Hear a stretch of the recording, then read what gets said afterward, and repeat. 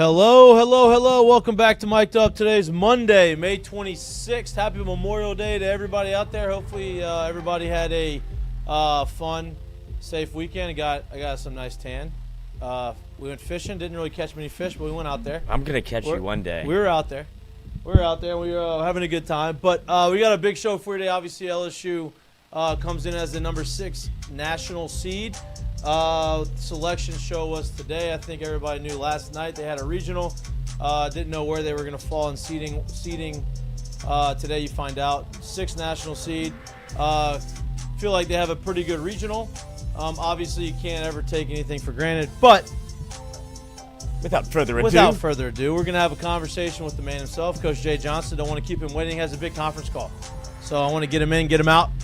Coach, welcome back to the show. Congratulations on a great regular season. Congratulations on the 6th national seed. Congratulations to the fans who get postseason baseball at the box again. When you got, I'm sure as a coach, you kind of understand, you kind of know going into the selection show kind of where you're going to fall. And so at that point, just kind of watching and waiting to see that your players see it. What are your thoughts on, obviously, y'all coming in as a 6th national seed and then all the other teams that have regional hosts and national seeds? I think there's 6 out of 8 from the SEC, 8 out of 16 of the regionals are all from the SEC. What's your take on that? Yeah, I think it's a great accomplishment for our team, great accomplishment for our program. You know, second time in 3 years to be a top 8. There's like 320 teams that play college baseball. So feel great about that. I think it was very deserving when you look at the consistency that our team played with. Really only had one weekend where, we didn't play well at Auburn, who obviously is the number 4 national seed. So they had something to do with that. And then as far as the bracket and all that, don't really think much about it. Just in terms of our league, I think there was no question that we should have 6 of the top 8. And 8 of 16, I think you can make an argument there maybe 9 should have hosted. So, yeah, I think it's good. It's a challenge unlike any other, and we more than survived it, and excited to turn our attention to the NCAA tournament. Coach, hold on real quick. Okay. Mikey kind of blew through it. Congratulations, first of all. Yeah, congratulations. Good Lord. Yeah, my bad. It's a hard-fought season. Yeah, well, listen, I wanted to get to the I questions. Yes, it's very, very hard fought, and obviously very, very well deserved. Obviously, I want to go back to the tournament just for a little bit before we look ahead. We've had the pleasure of getting to know you, becoming friends with you, having you on the show for the last 4 years, and the one thing that we have obviously learned from you that every decision you make is made with a lot of thought and a lot of foresight and a lot of planning, right? Nothing's off the cuff. Nothing is emotional. Everything is thought out. And so whenever you decided to go with Kade Anderson and then throw Anthony Eyanson right after him for the first time all year, the Twitter, I know you probably don't get on Twitter, but people were going nuts. They didn't really know what to expect. We talked about on the show about the importance of getting both of those guys time, especially with the single elimination. You want to get those guys the innings and keep them kind of sharp going into the postseason. Talk me through that decision, because I know you came on the show, you had an interview after the game, and you said you had made this decision a week prior. Talk me through that decision and what went into that and having both of those guys throw in the same game.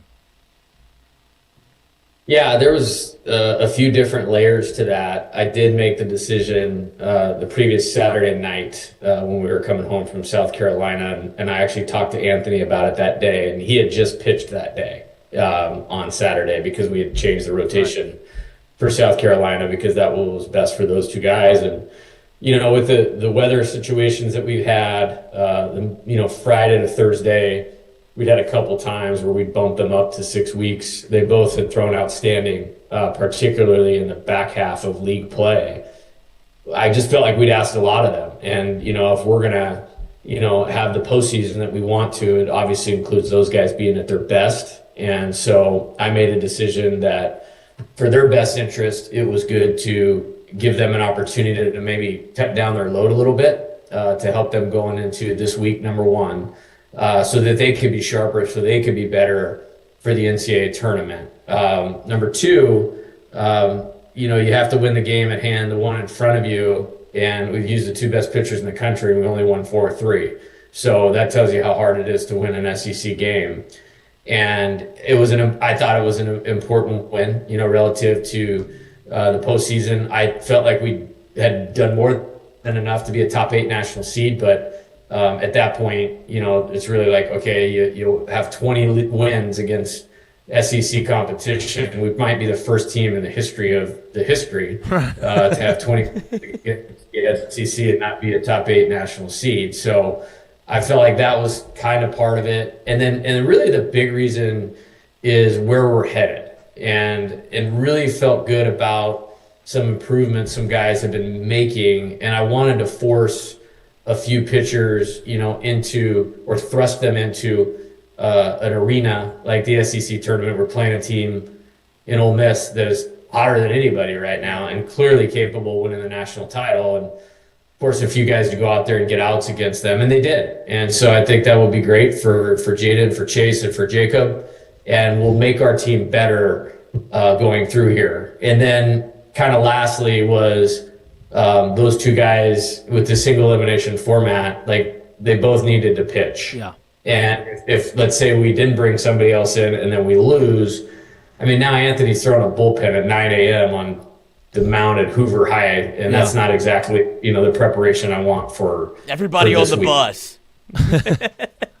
Yeah, right. No, and look, that's from our perspective, a baseball person's perspective. Like that's what to me, it was the right move. It was a smart move. It was the right move because it is the move that you decided on. That's why it was right. It was a thoughtful decision. And it worked out. Obviously, both guys got to throw. You allowed those other guys to get some time. I wanted to bring up those other 3. Chase Shores has been throwing really well over the last month and a half. That's, clear. Jaden Noot's been really good. He went out there. He looked really good. And then I think the wild card is Jacob Myers because he's got electric stuff. I mean, you had 2 guys in that same game touch 102 miles an hour. And gun juiced a touch, or was that legit 102? Yeah, it just looked like nobody was going to put the bat on the ball from the dugout. I mean, it's loud stuff. And, there's something I think that gets missed is, guys are going to get better. Yep. You hear like that's like a mandate of our program is that guys get better here. And those guys have put in an awful lot of work and an awful lot of time. And just because maybe they weren't perfect in an earlier situation, they've gotten better, and I think if you look at it like with Chase, I mean, he threw 18 innings as a freshman, missed last year. I mean, just because his name has been here for a while, he hadn't had a whole lot of hay in the barn as far as innings in college. And now I think the best thing that we did was start him and give him 9 weeks of extended work. And then now we've got him in a really good sweet spot for right now for where he's at. And it's really ticking up. And then frankly, the piece with Jacob was strikes, and we really just had some really intentional training stuff that we did to get him on track, and he's gained some confidence, and so there's a little better conviction, and the delivery's a little bit better and more aggressive, and now he's throwing nasty stuff, in this, and good for us. Yeah, Coach. Good for y'all. Great for y'all. You talked about those 3 guys, 2 guys that did not throw. Or the 2 horses, obviously, that have been out of the bullpen all year, and Case and Evans and Zach Cowan. That was obviously intentional. Did you feel like they needed a little bit more rest going into the postseason? Well, there's twofold thing. I felt like, again, like Kade and like Anthony, we've asked a lot out of those guys, and if they didn't pitch last weekend, I viewed it as a positive for getting them dialed in. For this weekend, just like those other 3, I felt like needed to pitch. Yeah. So I'm good with it, the fact that they did. Now, if Josh Pearson hit a homer and it was 2-2, one of them would have gone in the game at that point in time. If we'd have played Sunday in the championship game, the other one would have pitched for sure. Yeah. Probably would have started the game, to be honest with you.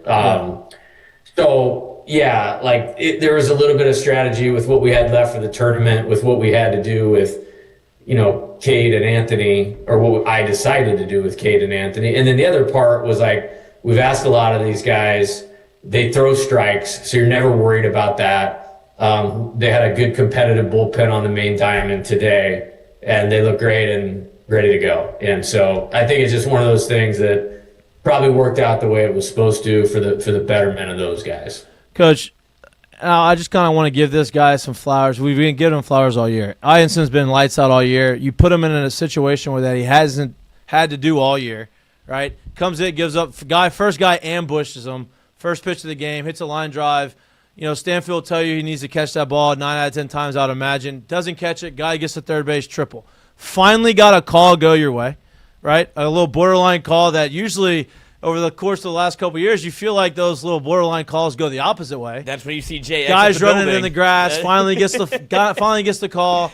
So kind of like sets the, kind of brings down the level. And then Eyanson goes, absolute just lights out and gets out of the inning. Check swing, bunch, right? Yeah, like gets out of the inning in a situation that he hasn't had to encounter all year.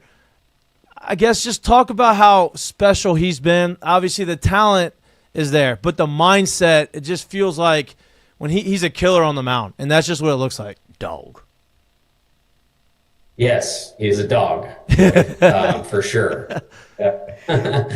No, he's great at a couple things. He's a great pitcher. He has all the velocity, movement, location, change of speeds, all of that. But he's amazing at two things. He's amazing at getting better as the game goes along, and he is the best pitcher I've ever had at getting himself out of jams. And he's a real competitor. And you think about that situation. I mean, it's a man on third, no outs. I mean, the odds are they're going to score one, right, in that scenario, which would have tied the game at that point. So, I mean, we get the little dribbler deal, and we throw it down to first, and I think you failed to mention the great challenge by the coach. That was a great challenge. I don't know what Mikey's on. I guess it's even room for me to say that. Another congratulations, coach. Good challenge. I'm just kidding. And the main reason I did it, obviously, was not necessarily like, oh, I saw it, but it's like, hey, if we get this, not only is an out, that run has to go back to third base. And their guy was like fired up, crossing the plate. He was yelling at me like as I was walking. Like, well, let's just wait 30 seconds and see what the video replay has to say. And then, I don't know what happened on the next one. Like, I don't know if they missed a sign on this, if it was a suicide squeeze or safety squeeze. But, you make a mistake there, and then Anthony just took over and punched the next dude out. Yeah. So that was cool. I mean, and I will say, like, the environment at that game on Friday night was electric. That was awesome. Like, we had a good run last year and had some good crowds and those types of things, but it was nothing like that game on Friday night. And great win. It was a great win, and we got accomplished in that game what we wanted to.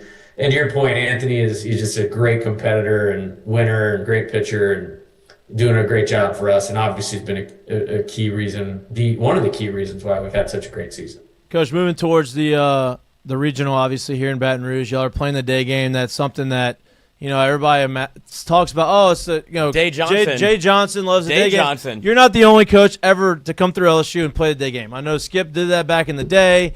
That's something that you decided to do while you're here, which obviously worked out in 2023. With Anderson and Eyanson both throwing Friday and having that full rest, obviously you're not going to tell us who's starting. I don't blame you. But, based off of matchups, does that give you the flexibility of saying based off who you like matchup-wise against the team that you're playing currently on Friday and potentially playing on Saturday, does that maybe give you a little flexibility on who you could start on for the first game?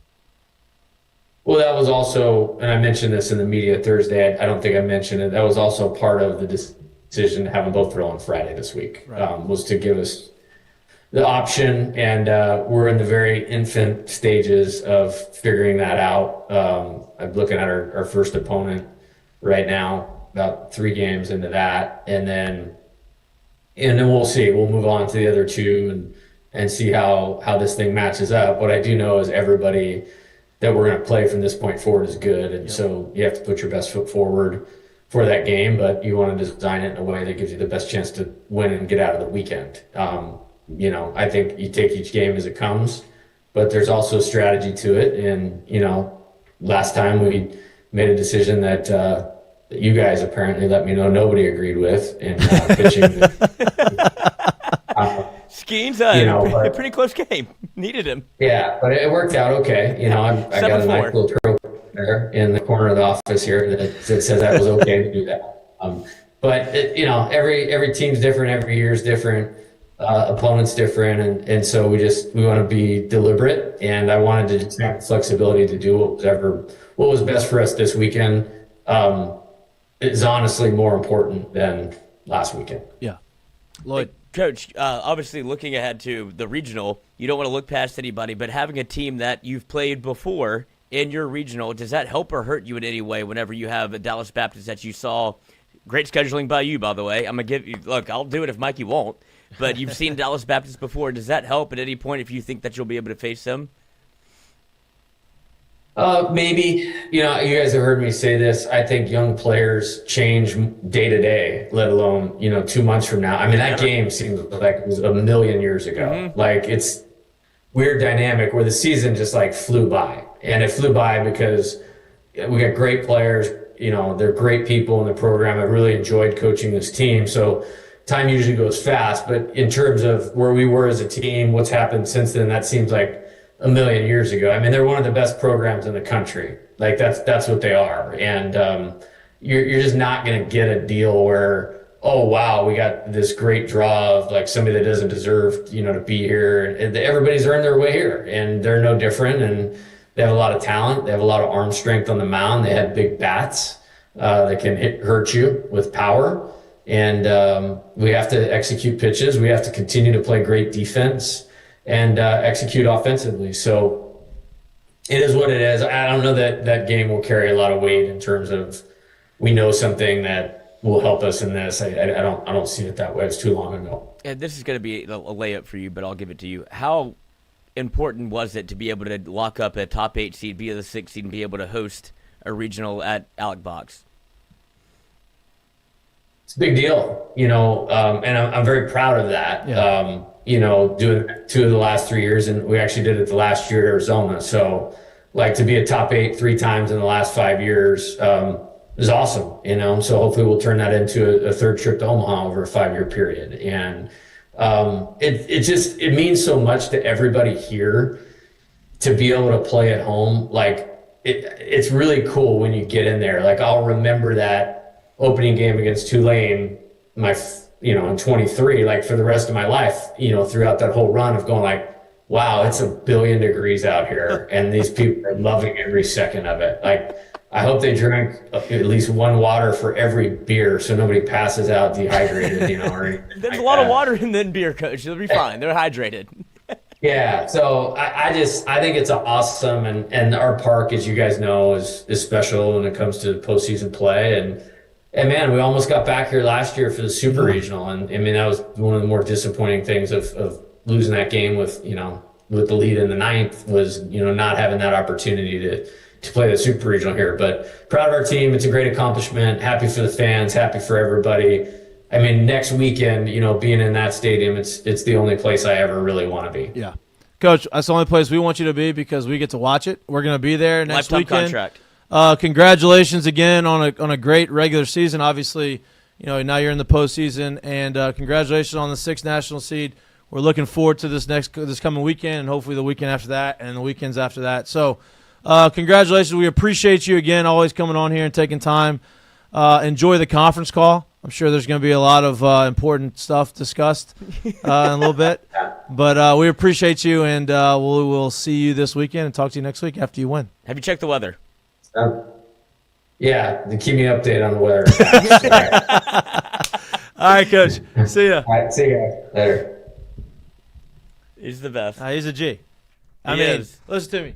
I knew it was a big day, right? Obviously, they're doing a bunch of stuff. I knew he's got postseason conference calls, Media stuff, and listen, he didn't have is to do it. always open to coming on our show, and I think it's a credit to him. I mean, it's kudos to him. It shows you the type of person he is, and I think it gives us a little bit. I think he enjoys our show. I think he enjoys. I mean, I could have ruined it. I could have ruined it by now. You could have, and I think you endeared yourself to him. Yeah, everybody likes to be. It helps to be the smartest person in the room. No doubt. That's for sure. And look, I trust his decisions because I think he's proven that whether it works out or doesn't work out, I think he's proven that he makes these decisions with a lot of thought and a lot of, like I said, foresight into the future, right? What's going to set themselves up not only to win that weekend or win that game, but also in the future, right? And there's been a lot of conjecture about the SEC tournament. There's been a lot of conjecture about him not trying to win, doesn't care about it. You know, and look, I'm not saying that y'all are completely wrong. I think he does care, but I think that every situation is different. Last year they had to make a run, and you saw what they did. They got all the way to the finals, right? This year they did not. They had a lock. I think they had a top 8 seed locked up. I wanted to ask him, but I didn't. I think he knew. Yeah, for sure. I think he knew. He didn't know, but I think he had a pretty good idea that, like, hey, we're going to have a top 8 national seed. The most important thing, which we mentioned on this show, was making sure both those guys got work. Let's say you throw – and he mentioned it. Let's say you throw Kade Anderson, who was lights out on Friday, and you had a 2-run lead, then you had a 1-run lead, and let's say you bring in Evans, and let's say the guy gets a single infield hit, and let's just say they bunt him over. And let's just say the next guy, 2 outs, the next guy has a bloop double, and you end up losing the game. Now you risk of not having like you mentioned, not being able to throw Eyanson. So instead of having to worry about that, not saying that they didn't want to win, but more the priority list was, hey, these 2 guys got to get some time. He operates under the notion that nothing is guaranteed. Right. And that's how you should do it. Like, what was more important, to be able to keep people in their, like, the ability to throw a bullpen on a Tuesday at Hoover in the morning, or pitching a game that actually is competitive. Well, they're so different. And here is a conversation me and you had, and I think you thought this was pretty interesting. So he pitches both of these guys on Friday. Eyanson hasn't thrown out the pen all year. That's been well documented. Okay, Eyanson, he knows who he is. He told Eyanson a week early, this is what I'm going to do. So he had a week of opportunity to mentally prepare himself for this situation, right? Which is huge. Which is a huge thing for a starting pitcher. This is what you're going to do. This is how you're going to do it. Kade's probably going to go 6. You're going to be ready after. You're not going to start. You're not going to come in an inning, mid-inning. You're going to start a clean inning, right? By doing that, now you allow the flexibility of making the decision for this coming weekend, for Friday, Saturday. But beyond that, let's just say you go and you win the regional. Friday, Saturday, Sunday, you got to play to Sunday. That's how the regional works, right? But let's say you win on Sunday and you get that Thursday, Friday, Saturday super regional. Now you have to figure out, like, that is one less. Well, actually, let me go back. Go back. You have the flexibility of the regional. Now there's a lot of talk about who's going to start the first game of the regional, because you're playing Rhode Island. Is it Rhode Island or Little Rock? Which one has a losing record? It's Little Rock. Little Rock. You're playing Little Rock in the first game. Little Rock, 24-32, 8-16 in the not Ohio a good team. Valley Conference. They're not great, but they ended up winning their conference, so they got in. They stole a bid from someone else, huh? Hot, right? So you're playing this team. On paper, you could throw whoever you probably want and win the game. But Jake Brown. It's not about winning that game. It is, but the more important. Let's say you don't start Anderson or Eyanson. Let's say you start Jaden Noot. You probably won't, but I'm throwing a name out there. Yeah, play the hypothetical. Throw a name out there. You start Jaden Noot. You win the game. Now Kade Anderson's got to throw on Saturday. You win that game. Now Eyanson throws on Sunday. You sweep the regional. You go to the super regional. Great. Now it comes out. You got the Thursday, Friday, Saturday games for the super. You can't throw Eyanson on Thursday. That's way too short a rest. He's not used to that. That means you're gonna have Anderson and Eyanson on short rest on that Thursday game, and not just 1 day of short rest, 2 days short rest. If you throw Anderson on Saturday and you have a Thursday, Friday. Now I don't know if they already know If I don't know if they know if they're going to have the Super, if it's going to be a Friday, Saturday, Sunday Super. I don't know. But my point in saying that is it's not just about winning that first game. It's about making sure you set yourself up for that Super so your guys can throw when they should throw and not have to put them in short rest and not put them at a disadvantage. And I think that's something that he obviously thinks about. And I'm not sure everyone else, fan-wise, looks at it that way because, oh, well, we got to look at this. Yeah, you do. But you also have to look at, okay, what's going to happen in the Super Regionals when we get there, right? Because you're a national seed, you're at home. You don't want to pitch. You don't want to have to throw your two horses on 1 or 2 days of rest. This doesn't show the times of the Supers. And that's why I brought it up, because it doesn't tell you the time. It just tells you the schedule. What do you mean? Like, it doesn't tell you when the Super Regional is. No, right. And so I don't think that they know yet if they're going to play on Thursday, Friday, Saturday, or Friday, Saturday, Sunday. But I think that's an interesting point is, yeah, you want to throw, you would love to say, I'm going to throw my third guy the first game and then go from that. But if you end up getting that Thursday, Friday, Saturday deal and you have to throw an Eyanson on the championship Sunday, you're not going to have him until at least the next Saturday. And what happens if you lose the first 2 games? You know what I mean? Like, there's a chance you play on Monday. There's a chance you play on Monday. So if you play on Monday, you're getting the Friday, Saturday, Sunday, I would imagine. But that's another thought that you have to take into consideration when you're saying, okay, well, we're playing this team, let's throw our third guy. It's not as cut and dry as you would think. Is it fair to say, like, you've been through this more, obviously, like, more than most. Is it fair to say if you win and you're done by, what, Sunday? Like, is that the earliest you can be done? In a regional, yes. You sweep the regional. You win Friday, you win Saturday, you win Sunday. It's over. And then, in your experience, would you imagine that it would be Friday, Saturday, Sunday if you're a super regional host? Like, that would be the No. That's what I'm saying. Like, that's what I'm asking. It's not always that way because you are going to have regionals Thursday, Friday, Saturday. And other teams that are playing on a Monday. And other teams that are playing on a Monday. So you don't really know. I don't think that they have those out. I just don't. I mean, if they do and I'm wrong. Cite an opponent TBD for the NCAA Super Regional. So that's not out yet. So in 2009, we swept our regional. We got the Friday, Saturday, Sunday. We swept our Super, which was awesome because we got the party on Saturday. We had a Sunday of recovery. But that's not all guaranteed, right? Like, I think last year, LSU would have had the Friday, Saturday, Sunday Supers because they played on Monday. I don't believe there's Supers that go Saturday, Sunday, Monday.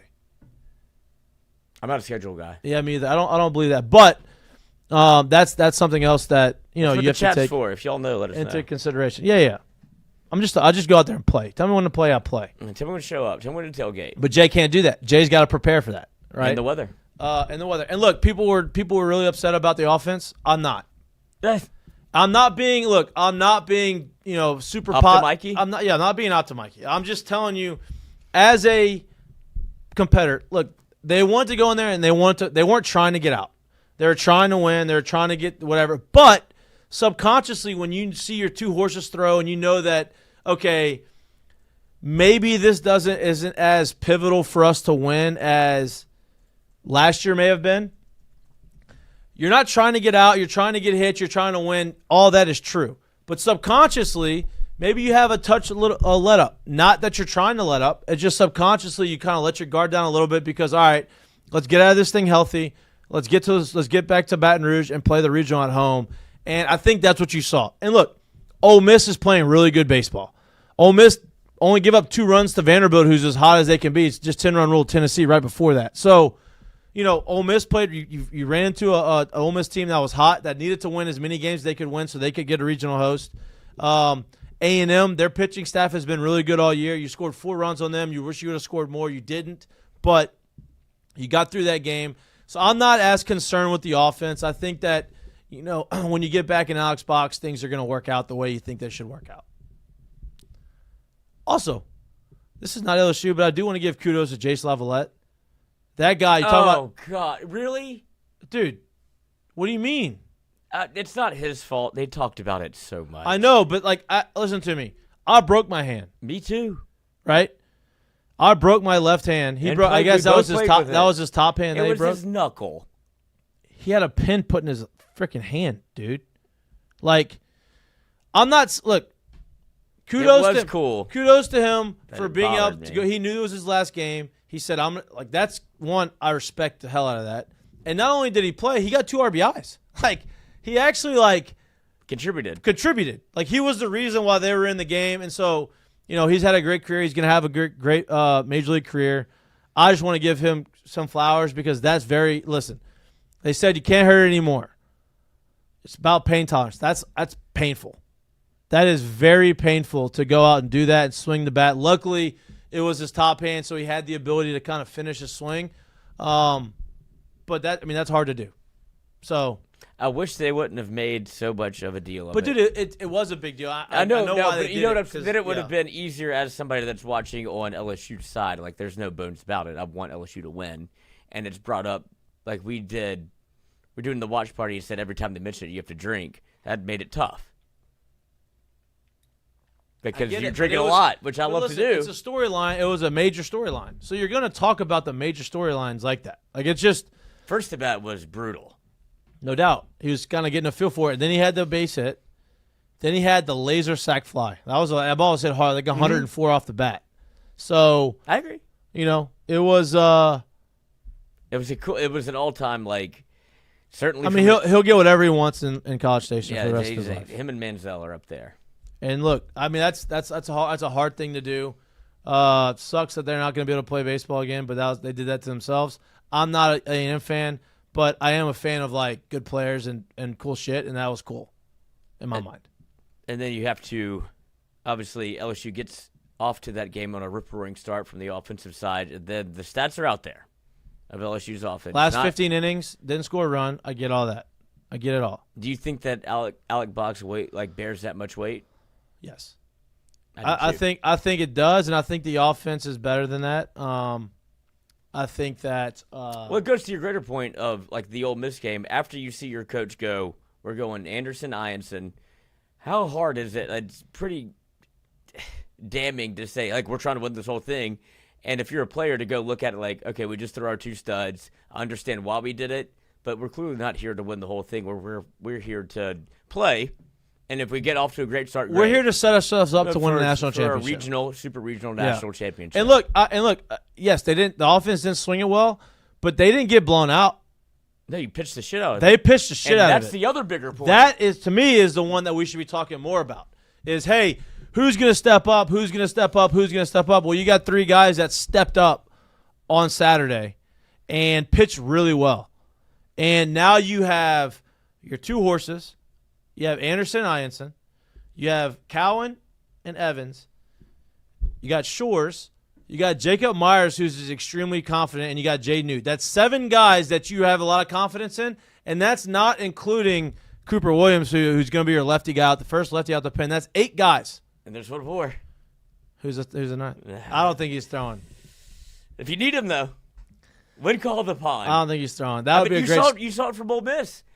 Freshman that came in and threw 5. 1 inning. I think he had 4 innings all year or something. Right. He threw what? And then he comes in okay, this could be, if you're Schmidt and you're watching that, I could go in and throw 4 innings. And it was 97-98 on the black. Let's talk about how nasty Myers was, though. Unbelievable. I said 102. Jay really skipped over the guns juice question. I don't know if they're juiced. I don't know if they use the TrackMan system. I think they do over there. But you had 2 guys in one game throw 102 miles an hour for LSU. They were gushing in the booth. You had, obviously, Chase Shores has been throw 100. You know how good Myers has been when he's been throwing strikes. The fastball is what it is. You know that he has the electric fastball. He throws a bowling ball fastball. It was the slider that he was throwing that was falling off the table straight down. That he threw one for a strike, and I'm like, oh, that's a pitch. That's real. And he did it again, and I was like, this guy. Bang. Listen to me. If he figures out this, if he said, okay, because he's gotten better. If he continues to throw strikes like this, he'll be in the big leagues in a year. I'm serious. 102 with a 91-mile-an-hour slider that has that depth, he's in the big leagues in 1 year, as a reliever. And from LSU's perspective, This isn't a guy that came out the pen in his previous stop. He was a starter at Nichols and led the conference in strikeouts. So somebody that can go extended innings. Right. From LSU's perspective, if you see that, like now you have another guy. If Candy's a nuts, like if he could go 3 or 4, like that's what you need whenever you get to regional, super regional. We've been looking for it all year from LSU to see who's going to be the person that steps up. What are the 2 guys that are going to step up? You see how Cowan and Evans, obviously you said they were going to pitch, but that was a cognitive decision to not use them because they've been worked all year. He was only going to use them if he had to, is what the conversation seemed like. We just right? heard it. And you just heard it from him. Like, hey, it wasn't that I didn't want to throw him, but I wasn't going to throw him if I didn't have to. And that's a coach that knows his guys. That's a coach that's saying, hey, I'm going to make sure that I set our team up to win, right? These guys have been worked a lot this year. I want to give them some time off. And somebody else step the fuck up. And that's what happened, right? And I know, look, the conversation all week's going to be about the offense, as it's been over the last 6 weeks. I understand that, rightfully so. I'm not worried about the offense. At this point, it's about winning. I don't give a shit how you win, as long as you win. I think the offense is good enough to win. I mean, you saw Tennessee, great offense, didn't score a bunch of runs. Arkansas, great offense, got beat. I think that they're gonna hit when they need to. They're gonna score the runs when they need to, and you have 2 guys that aren't gonna give up many. And it seems like you got more than that now going into the postseason, and that's what you're looking for. You have Myers, who, in his first year at Nichols, 9-1, 2 ERA, through 75 innings, with an ERA of 17, and the walks were 17. Oh, earned runs of earned runs. Oh, he only gave up 17. He only gave up 17 runs. I'm sorry, and then baseball balls and strikeouts, 58 walks. That was the issue. 5 strikeouts. But it got worse the next year, 76 to 106. Obviously, with 5 less innings pitched, like that was the concern coming in. It's like if he can throw it, he can pitch it. And I'm just saying all of this to say, like, the innings pitched are 75 to 70 to now 12. Right, and I would imagine he may have 15 walks, 21 strikeouts. He may have, but a lot of those walks came early in the year, this year. If he's got 12 innings, I'll based off of how he threw, I think he may be close to the 20 mark at the end of the year if they make it all the way to Omaha. Like that, and that's being a guy out the bullpen. Yeah. But then again, he may come in for a couple guys. You know what I mean? So he may not get a full inning of work every outing. They hit 165 off of him.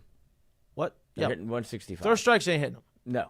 And that's what Jay said shocked, all year. I'm shocked that guy flew out to right on the 102-mile fastball. But I mean that he's got some real stuff. That's the positives I take away from it, because a lot of people will focus on the negatives that they've done all year with LSU baseball. It's the negative. The biggest negative was who's the next guy. You've seen Noot step up, and now it's like feels like Noot looked great. Hey, listen to me. His split fingers are real pitch too. Real pitch. And he was touching 96. Hit 101. He hit 101 one time. Gun. Yeah, but. And look, I know this is another thing that the announcers kind of harped on. He was the number 1 right-handed pitcher coming out of California. That's a lot of people out of California. That's your hurt. Kyle Peterson said it a lot. Like, hey, there's a lot of dudes in California. To be rated number 1, like, shows how talented you are. He obviously got hurt. Didn't pitch a ton last year. I think he wasn't right after injury. He's right now. He has a good velo. He's got a whippy arm, and he's got a nasty split finger. He's got a crazy delivery. And he hides it really well. And he just whips it, right? And it's hard to pick up, and he's gotten a lot of swings and misses, and so that's another weapon you're going to have in postseason play. So I like where they're at. I like where they're positioned. I like their pitching staff more than I've liked it all year. That's what you learned. I like it more. That's what you learn. If you're going to look at something, take a positive out of the weekend. I think the bullpen's deeper now than it was 3 weeks ago. That's it. Yeah. Offense is going to go do what they need to do, but I think that when you have a staff like that and the defense playing the way they're playing, I think you're in a great spot. It feels like over the past, month, you found a left-handed arm in Cooper Williams, and now you've solidified what you can do outside the bullpen without Cowan or Evans. You've added What did Skip say you need? 6 guys? You need 2.5 starters. 2.5 starters. You have 2 starters for sure. You probably have, technically, if you want to go by halves, you probably got 3.5 starters. And before the year happened, and when before you entered conference play the first 2 months of the year, you saw him pitch it like this, and you saw him be able to hit the ball as good as any team in the country. And that's when you're like, this team is real. And that's when Jay said, we have 8 guys that I feel like I can trot out there, and I feel very confident. Well, the more important thing, like pitching is, all right. And the defense is great. Right. And the pitching is like, okay, this is something that you can't really flip a switch on. It's one of those things you got to progress. Offense can flip a switch to tomorrow. They get hot and they get red hot, right? And like that to me is like, okay, you're going to go and you're going to play Little Rock, and you're going to go out there and hopefully you swing the shit out of it and you score 12 runs, right? Shit, okay. Now we're kind of feeling ourselves. You go play game 2, you swing the shit out of it in game 2. It's like, okay, now you're swinging it. It only takes one game to kind of get hot, and you can run that through the rest of the postseason. Pitching wise, that is a progressive thing. It's not like, oh, they're going to flip the switch randomly and you're going to go as collectively as a pin, maybe one guy. But I think that they've shown that they can do it on the mound, and I'm not worried about the offense because of that reason. Because they're at home. Like that's what you play the entire year for. That's why I kind of asked the question: is how big of a deal is it to be at Alec Box? Like you've seen the home and road splits for LSU. When they're at home, they're able to swing it, and that's when they were averaging 9 runs a game, and it was great. On the road, you've seen them be able to get kind of dealt to, and it just feels a little bit differently. But that's not a question anymore because of what you did through the totality of the season, right? Where people were saying, even up to the last game that they played, I don't know if they're going to host 6 seed. Right. 6 seed. Not 8. No, 6. 6 seed. Their position well. I like their draw. And you get Arkansas Little Rock. I want to talk about the draw. I want to talk about the postseason. SEC got 6 out of 8 national seeds. Right. I think that is very well deserved. Obviously, they got 8 out of 16. Jay said they probably should have got 9. I agree with him. Alabama probably kind of got snubbed on the as a national seed. Hard for the committee to say, oh, 9 of the 16 teams are going to be SEC. I believe that it probably should have been. Fatigue happens. Huh? Fatigue happens. Like no when doubt. They start looking at. Did you see who got? It was somebody else that got snubbed, and they were talking to a committee member. He just pivoted back to the SEC. He's like, I don't have an answer for you. It was Oregon State. Well, Oregon State was Oregon's not a host, national seed. Right. They were that was the conjecture that they were going to be. And he was like, didn't have an answer to the question. And he was like, well, look at the SEC, and like sometimes Team A, it's not always Team A versus Team B, it's Team A versus Team C. And that's where the SEC gets caught up in the wash a little bit because it's like how many SEC teams are going to put in there? Right. And you saw it in, like even when it came to college basketball. How many are you going to put in the tournament? 100%. Well, they're all there at the end. Right. And look, you're gonna have SEC. You teams. can have your academics. You have 2 seeds and 3 seeds in and some of these regionals that are gonna give people issues, right? And Florida, Coastal. Oh, sorry, buds. Like you have Florida is a 2 seed there. ECU is a 3 seed, right? And ECU did not have a great year. But Cliff Godwin always seems to have his guy. I say always seems. He always has them. Usually it's, hey, they're in contention for a national seed or a regional host, which they've had a few times. But then they underachieve in the postseason. They don't make the run that they should make. This year it was opposite. This year they had to go and win the tournament to get in. They do that. So maybe this is the year that he kind of comes out of nowhere and they end up making this run. Regardless, you have a coach who's been in the postseason a lot. And has a lot of experience, a team that's been in the postseason a lot. They're the 3 seed in that regional. It's just that one's going to be to me, that's probably the toughest regional. Absolutely. Coastal, Florida, and ECU. Right. 3 just teams straight name seen. recognition. Right. Yeah. And Coastal's good. Coastal's got a really good pitching staff, but so does Florida. Florida's offense, they're getting their shortstop, they're getting Shelton back, but they don't have everybody back. But they're hot and they're playing good baseball. That's going to be an intriguing regional, see who comes out of that one. I'm trying to pull up the other regionals. Okay, so you got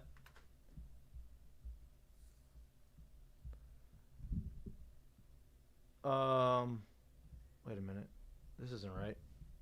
The number one national seed is Texas A&M. Do you have it? Do you Number have it one up? national seed is Vanderbilt. I mean, Vanderbilt. Texas A&M. Not Texas A&M. Not making it. The number one national seed is Vanderbilt. I don't know. I'm trying to find the brackets.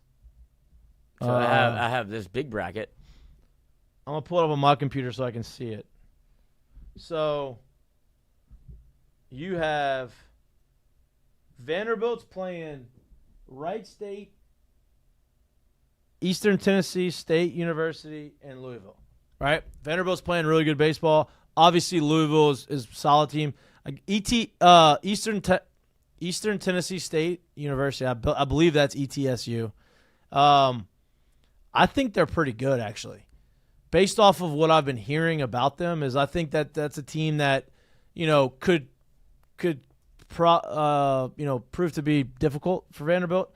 I think Vanderbilt gets through that one, though. I think that Vanderbilt's playing really good baseball. They are matched up with the Southern Miss Super.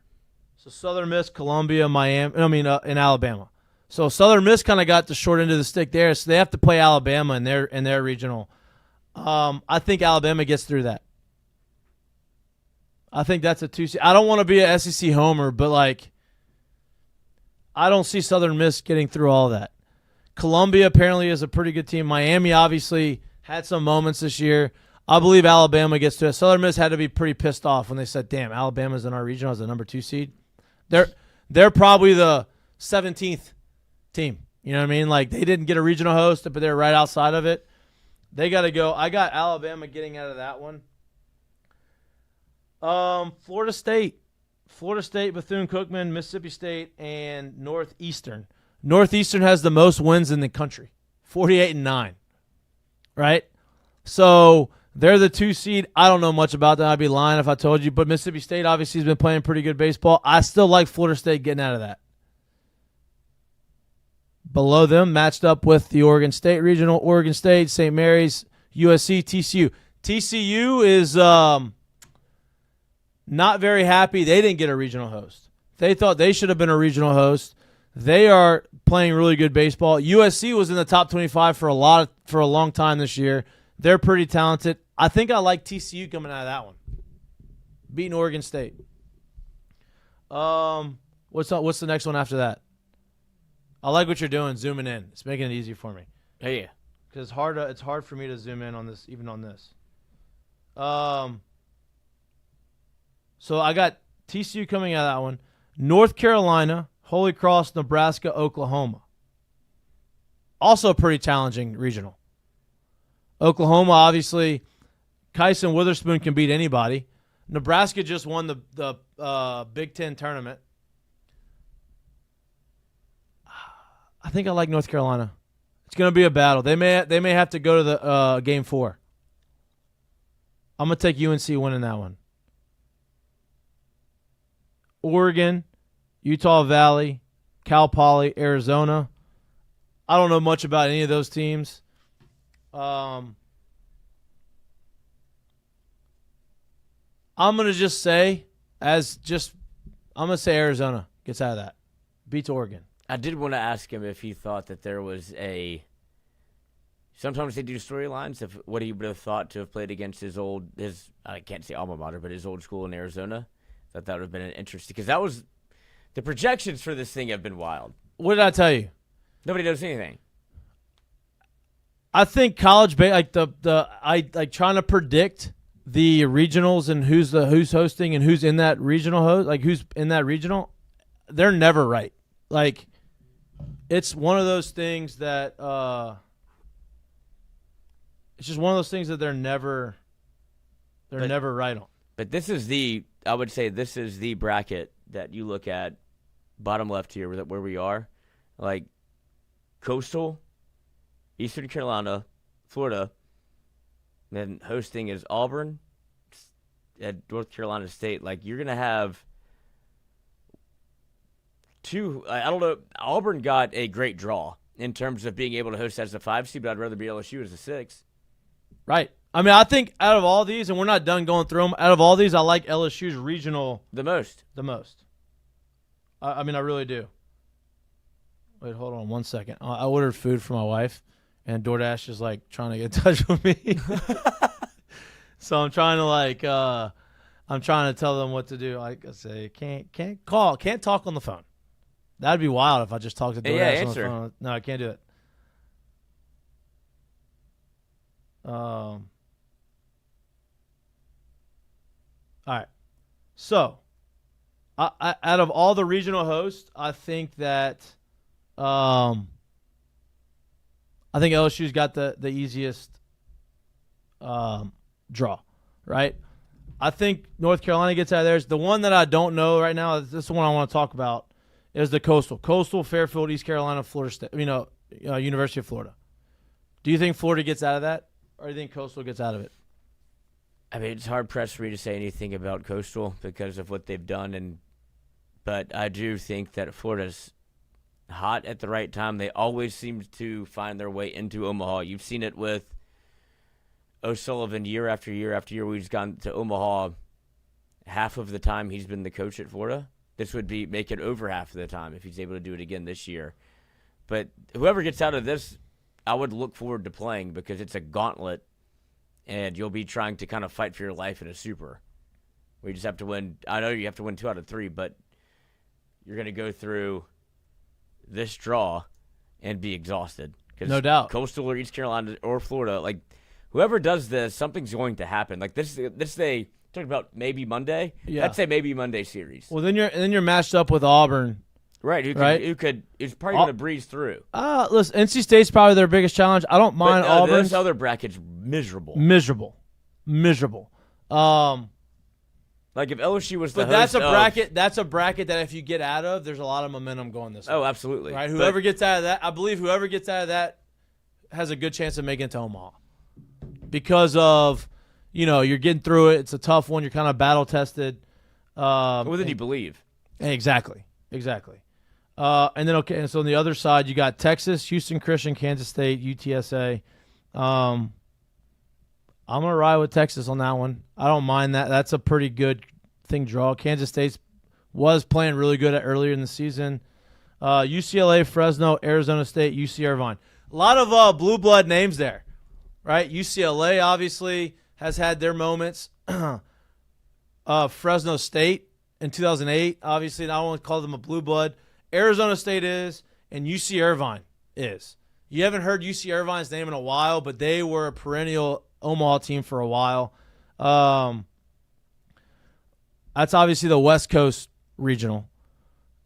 All from the West Coast. I don't know anything about those guys. I'm just going to say UCLA wins that one. They're matched up with Ole Miss's regional. Ole Miss, Murray State, Western Kentucky, Georgia Tech. I think it's going to be Ole Miss, Georgia Tech. I think Ole Miss is hot. They get through. Then you got Georgia, Binghamton, Oklahoma State, Duke. Duke's playing really good baseball. Georgia's at home. I think they're going to hit their way to it. So Georgia gets through that. LSU gets through ours. They got obviously DBU. They've played them before, but so long ago, different team. Clemson, they're matched up with Clemson, USC Upstate, Kentucky, West Virginia. I think Clemson gets through that. They come to Baton Rouge, the Battle of the Death Valleys in Baton Rouge. A foreshadowing Foreshadowing of the first game of the football season. Then Tennessee and Miami of Ohio, Cincinnati, Wake Forest. Tennessee, Wake Forest, obviously interesting storyline. I think Tennessee gets through that. They're playing at home. Arkansas, North Dakota State, Creighton, Kansas. Kansas playing really good baseball. I think Arkansas gets out of that. You're going to have a lot of SEC. We're going to go through them, and we're going to make our picks and actually have a conversation on who we think gets to where. But I like out of all those teams, I like LSU's draw. This person's struggling with my DoorDash order. I appreciate you doing both because I can tell that one is on your mind.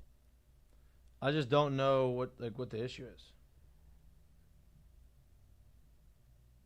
Let's see, they text me back. Got it. What'd you get? Are we all good?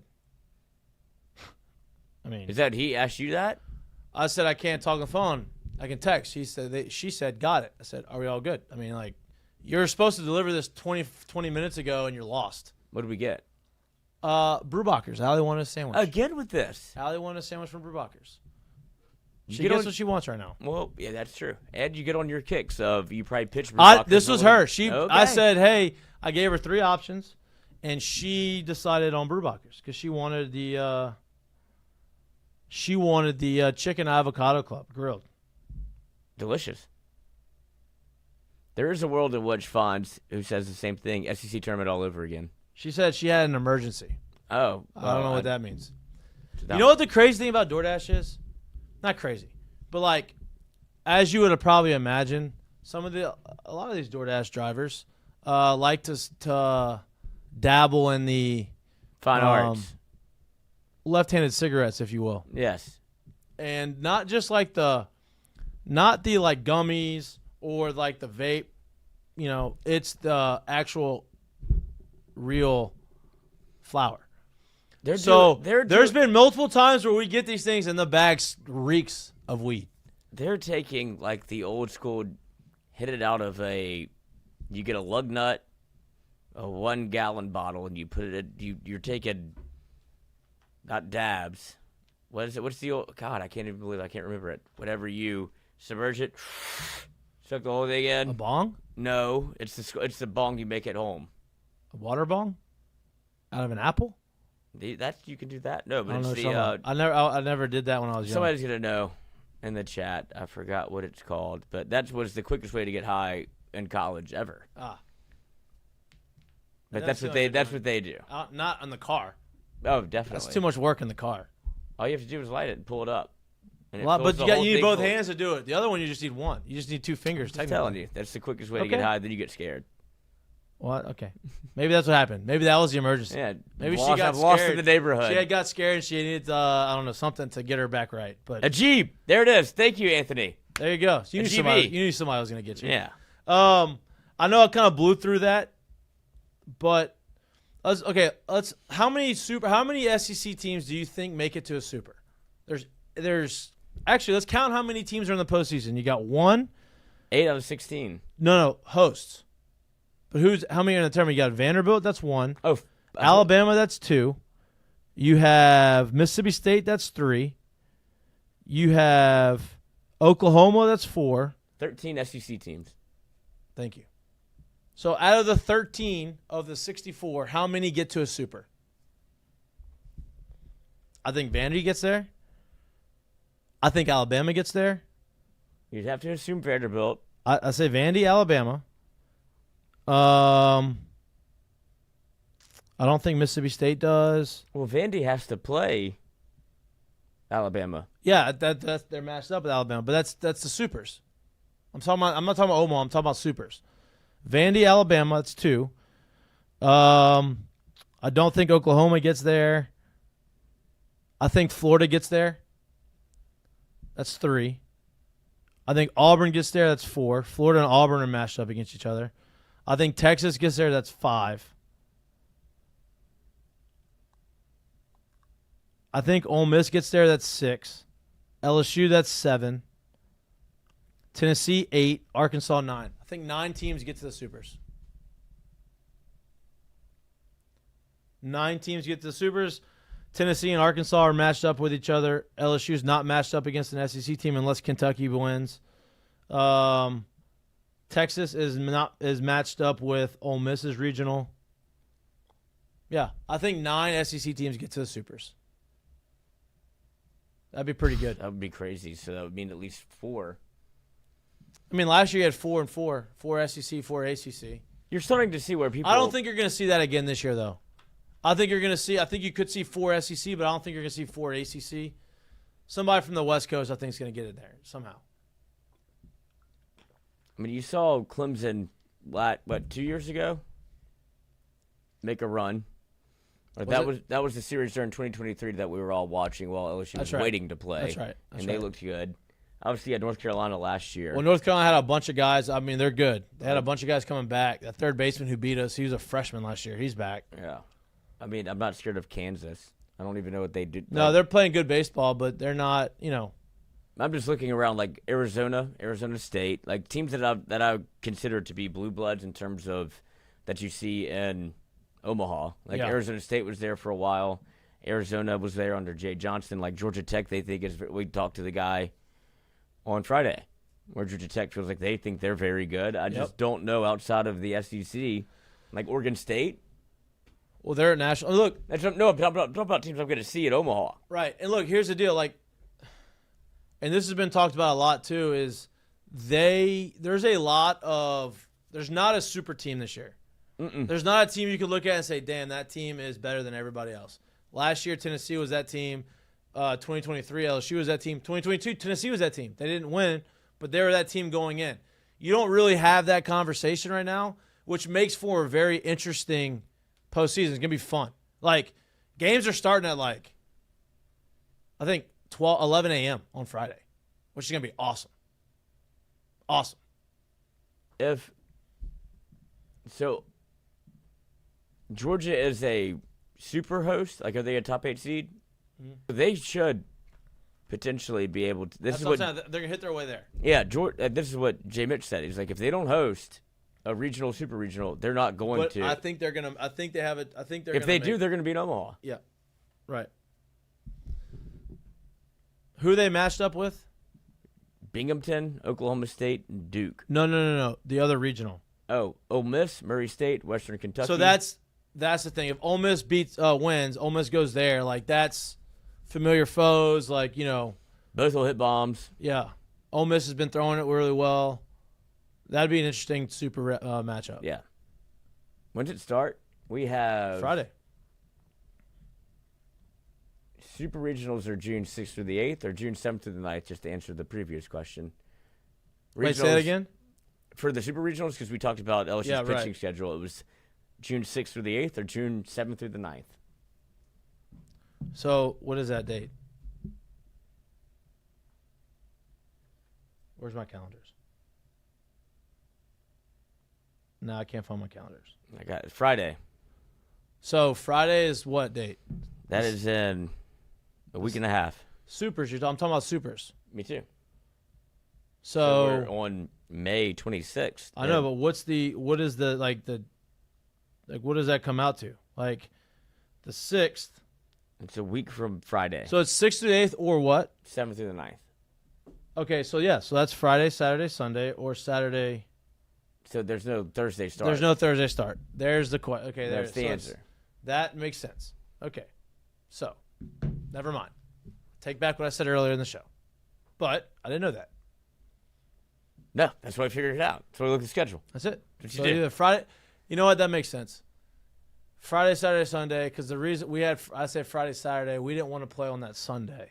You wanted to have that off day. You know what I mean? Yeah, okay. Or that Monday. I got you. So no Thursday start. No Thursday start. That's good. It's good news. So you just don't want to play on Monday for a regional. Still don't. Yeah, right. So that's why you thought you guys. Some of it still plays. Not all of it. We'll cut that. Yeah. No, we won't cut that. It's a Fine. live show. That's what you get. Yeah, I think LSU's in a good spot. It's gonna be fun. 3:00 game or 2:00 game on Friday. Oh, that's another thing we got to talk about. What? Just the propensity to take the day game. Yeah, but look, I was being serious about it. There's been other coaches at LSU that have done that, right? It's not just a Jay thing. It's Well, Skip it became has a done Jay thing because he does it for other games, and they're like, I want to say we did it in 09. Like, but he does it for openers, like Alec Pocket. No, I know. That's where it became a Jay thing when it's not a Jay thing. But then here's the deal: you go first game, day game, you win. You got a little bit more rest for the night game on Saturday. I want all night games because I want to tailgate every game. But we obviously are gonna have a tailgate Saturday. We're gonna be out there Friday, but the tailgate's gonna be a little different. So, yeah, I'm gonna be watching baseball all day though. Cannot wait. This is when it gets great. Like, as much as we watch LSU, this is when I start watching other teams as well because it all matters. 100%. And like the SEC tournament is a total primer for that. And I watched so much baseball, and now you get to see other teams, other conferences. I very much And Enjoy that. This is when I wish Jared was on the show. Jared is flying back from a week-long trip to Hoover. Was on TV a lot, looked great. He's flying back, so he's not on the show. But I wish he was because I'm about to pee on myself. Yeah. And there's nothing you can do about that. You can't. Nobody wants to listen to you talk for 5 minutes by yourself. No, not at all. Not even myself. Right. I don't mean that. I don't mean that in a bad way. No, I don't take insult to it. Thank you. Chance of rain is 40% on Friday. It's okay. It's long. We got. Listen, it's summer. It's summer. Things can change. We'll see what happens. I mean, 2023 was the time. Yeah, but that was a night game. Yeah, you played golf. Yeah, I played golf. That was great. It was not supposed to be a night game. No, it was not supposed to be a night game. You're right. It was a 2:00 game. Moved it to a 9-hole scramble. Yeah, came back 10 times. Plenty more baseball. Plenty of time. Plenty of time. And went there, tailgated, drank, went back, played 9 holes, came back. What a day. And the way that this year has gone, how could you not think that's going to happen again? At least for one, if it's a regional listen to me. It happens so much in the regular season. Like you would imagine, I just want one time where it's a go right, so we could get the night game. When you want the night game, I don't know. It's not the way it works. Not the way it works. It's supposed to be hard. Yeah, you're right. It'll work out. I got faith. Work out. And if you're too much of a pussy to go out there and stay until 1 a.m., then you don't deserve it. You don't deserve it. You don't deserve it. Did you have a good Memorial Day? I did. Obviously, today is Memorial Day, but Memorial Day weekend. No, I didn't do anything. You didn't. That's nice. Sometimes that's enjoyable. What are you looking at? I'm looking for a mistake of the day. Oh, okay. I guess the mistake of the day. Oh, here it is. But, yeah, easy. Thank you to all the troops for all your service and everything that you do. Yes. Salute to you. Salute. This is the day you remember all the fallen soldiers. That's right. Before we get to the mistake of the day, I want to give a shout out to our friends at Bocock Brothers Cigars. Oh, perfect day for one. Perfect day for Bocock Brothers Cigars. Not only is it a perfect day today, it's gonna be a perfect day, perfect weekend.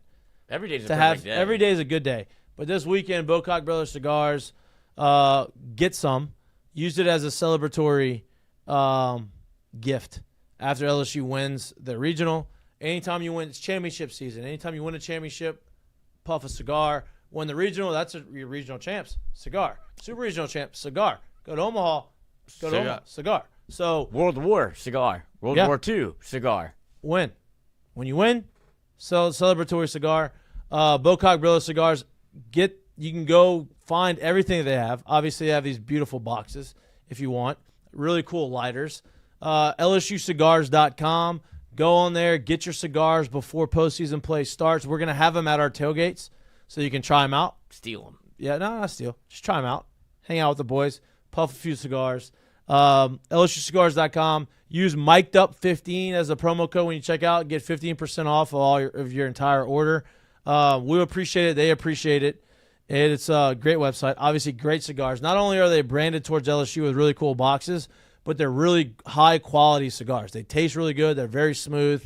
I'm not a huge cigar guy, but I do dabble in them, and these are very very smooth. You don't taste like an ashtray after for 5 days. Oof. They're really good. Look, you can put, remember, whenever you're done with it, they have a centerpiece in these boxes. You can put, a signed baseball or whatever you may want in the box. It's a really good decorative item after you're done. Great gifts for clients, great gifts for employees. They got anything you want. Really cool. You got the little cigar holder ashtray. You got cutters. You got everything. You got lighter and cutter mixed combo thing. Really cool. Try them out. LSUcigars.com. Tommy likes it. Paul seems like he likes it. He's jealous. You don't have one though. Well, he's going to have to leave Pittsburgh, brother, before he ever puffs a celebratory cigar again. No doubt, unless it's a personal accolade. All right, do you have a mistake of the day? I do. Here it is. Oh, I you haven't found seen one. it yet, but I do know what happens. Mercer Sanford. Ah, do you see this? I saw some of it. Baseball. Yep, I figured that. Wild. That was ripped to straightaway center. Brown will watch it go. Announcer not great. No, we're blessed. Does he flick the shortstop off? Yep. No, he flicked the second baseman. off. And then he talked shit to their dugout. I mean, it's the sixth inning, Coach. It is the SoCon Baseball Championship, though. So I don't know. He's going. they go. Fired up. I want to know the backstory. Was there something that happened that made him do this? Whatever it was. So this happens. As excited as you see the Sanford dugout, that is how upset the Mercer dugout is. Yep. Nice color there. So they eventually pull their entire team off the field because of it. Mercer does. Yes. Because of that. It There was took nothing that no happened time at before. all So they for forfeited the game, Mercer's coaching staff and Craig Gibson to jump up and protest. This is Now, just baseball, the baby. ball is Ball's absolutely smushed. ripped. Oh, when yeah, you they start deserve to be skipping fired up, and but going I to the expected side something right there, to happen you're gonna- beforehand. Nothing. It's just fired up. Sanford, walk off, flicks off the second Yes, baseman. right when he starts, that's where he's skipping at him. He gets ejected. The, Shortstop the, does. the shortstop gets And ejected? the head coach get ejected, so they pull their players off for protest. I don't think they're going to win that one. I don't know what happens after that. But, So they forfeited the game. yep. Wow. And now the third baseman was ejected for shoving a Sanford player. So, Wow. just baseball. Mercer has Just taken competition. their A lot of heat. Like, a little heated competition. As bad as you that think. was a lot, but I don't know if that's worth a protest. And Sanford won. They were winning 6-1. What was the final? 6-1? They finished the game, right? Yeah, they They went just back onto the forfeited the game. field and then played again. But yes, Okay. Sanford won. Yep. Congratulations. Tough. But they also will be not in the next game. He got ejected, so he won't be able to play the first game. Your actions have consequences, Michael. Yes, they do. Yes, they do. All right, curtain calls. I have a curtain call. Perfect. Do you have a curtain call? I do. If you've kept up with the NBA playoffs at all, you've known yes. that one person has been suspended, unfortunately. He's A back. proud papa. He's back, He is back. but not on the court. No, he is He's in the suites. in the suites. Back not on his courtside customary seats, All right.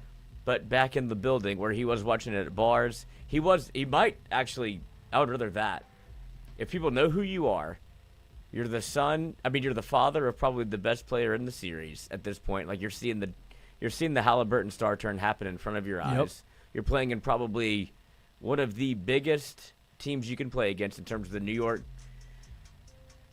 Knicks, and you see how their fans react, and you see how much action it gets.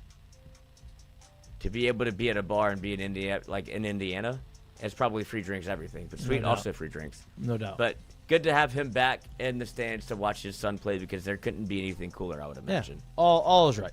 Yeah. Yeah, curtain call to the decision to bring him back, and that he gets in the suites.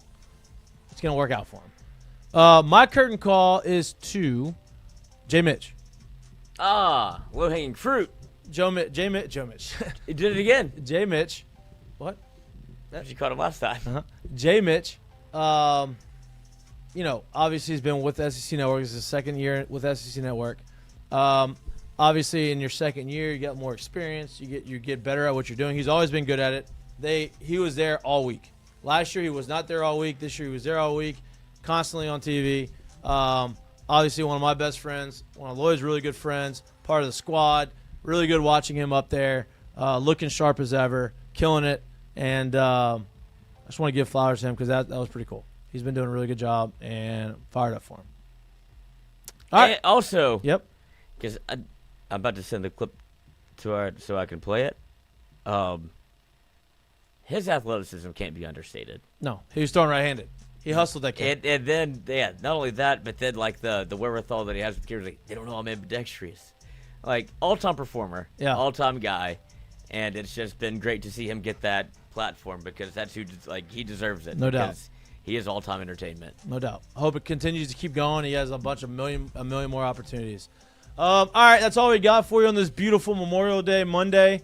We'll be back live in studio on Wednesday from 6 to 8-ish. We appreciate our love and support. With J. Mitch. With J. Mitch. Like and subscribe to our Ask Mikey and Mitch on Wednesday. Me too. Please like and subscribe to our YouTube channel if you don't like watching us, but you like listening to us anywhere you get your pods. We appreciate y'all. We love y'all. Hope y'all had a great weekend. Hope you enjoyed the show. Special thanks to Jay, as always, coming on our show, being the G that he is. We love y'all. We appreciate y'all. See you on Wednesday. Peace. Goodbye. Tell somebody you love that you love them, and happy Memorial Day. Tell somebody that you love them. You like that? Look at this new one I got. You ready for this? Let me see.